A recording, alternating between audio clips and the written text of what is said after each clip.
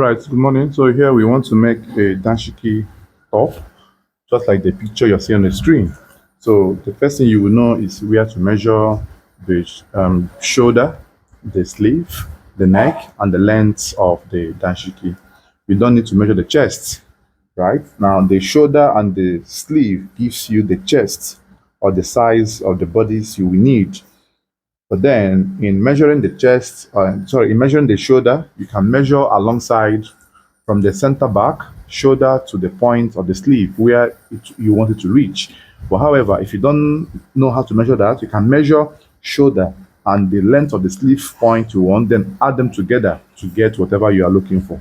So, which I have done. So, I will now mark out my baseline. I will mark out my baseline. Now, bear in mind that the folding measurement is with the body's what you measure, like the shoulder and the sleeve. That is how you will get this folding, which I will still explain.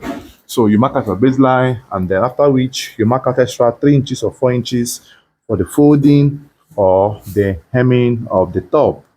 So which I have marked out here, and then connect the line all through this way. Now, after the line connection, the next you will do now is to fix the length of your client. So, which the length we have, and the length we have is length of 38. So, before then, I want to explain how we got the folding of the outfit, which is the shoulder is 17 divided by 2 is 8.5. Now, the sleeve where I want it to reach or drop is 10. I mark 10. Plus extra 2 inches or 2.5 for the folding of the sleeve. So that's the way I got my total folding of the fabric. So here now is 21 inches in total, which covers shoulder over 2, the sleeve plus extra 2 inches or 2.5. After that, then you now put the length of top, which is 38. You mark 38 just like this. You mark 38 just like this. And you have your top length properly marked out in this way. Now the next you will do now is you slant or come down by 4 inches. In Danshiki, if you want it to have that perfect fitting and everything, use 4 inches to drop the shoulder. Then the neck we have is 16.5 divided by 6. You have 2.73. Then minus 0.3, you have 2.4. So here I'm marking 2.4 plus extra half an inch, that's 2.9. This neck follows the regular method we do our senator neck, right? Nothing different here. So you mark all through this way, and then this is how it goes. Then for the shoulder slope, you connect the neck first, just like this. You connect it all through this way. Then for the shoulder, connect from here to this point. Now the next you do is you determine the sleeve opening. So the sleeve opening we want to have will be 11. We are going to use 1 inch to log, that's 10 left. So we mark 11 here. Then from that 11, I will come in by 1.5 or 2 inches for the sleeve slanting. Now, if you observe, in some cases, when you make your danshiki, the underneath arm tends to be longer than the outer arm. It's because you did not come in by 1.5 or 2 inches. The length here should not be equal. You should drop in by 1.5 or 2 inches, just like this in this form. Then after you have gotten this, then you can now do the body fitting and shaping. So here I can decide to come in by 3-4 inches, depending on how wide or how free I want the bodies to be. So here I'm using 3.5 because the person actually is a very slim person. So 3.5, then I will take whatever measurement I have here straight down to the base, right? Straight down to the base this way, and make sure that this value here is more than the hip value. whatever you have here must be more than the hip of your client's value. It should be a very free outfit like the picture you're seeing on the screen. So here you use the armhole curve and make a curvy connection that connects from here to this very point. So this is one of the simplest ways you can use and draft your danshiki. So I'm done drafting this. I'll now cut and show you as well how to cut the back.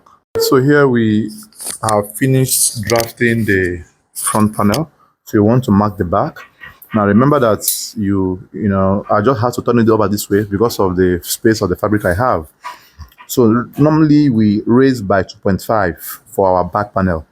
But because of the fact that our back does not have back facing or back whatever, so we are going to do what they call top stitching, like a packet shirt or, to seal the shoulder region. I don't weave my inner shoulder joining, I top stitch it. So I'll add 3 inches here at the shoulder.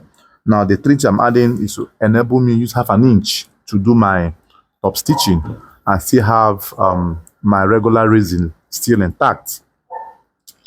So here you connect all through this way, carefully connect, and then go all through this way. So this is what we have. Then tilt your ruler sideways and then go in this form. After this, you come down by 1.5 for your back neckline depth, and then take your armhole curve, make a curvy connection that goes all through this way. Carefully connect, goes all through this way. So once you're done with this, the next thing you will do now is to cut it out. So I'll cut this out and then I'll hope to show you guys the sewing as well. I think I've made a video on this initially on my channel. I will try to drop the link alongside this video. So you check somewhere on the screen, you will see a link of a danshiki outfit. So you might just follow the link and watch the sewing of that particular one, in case I did not get to drop the sewing tutorial of this one. So cut all through this way and then go all through to this very point.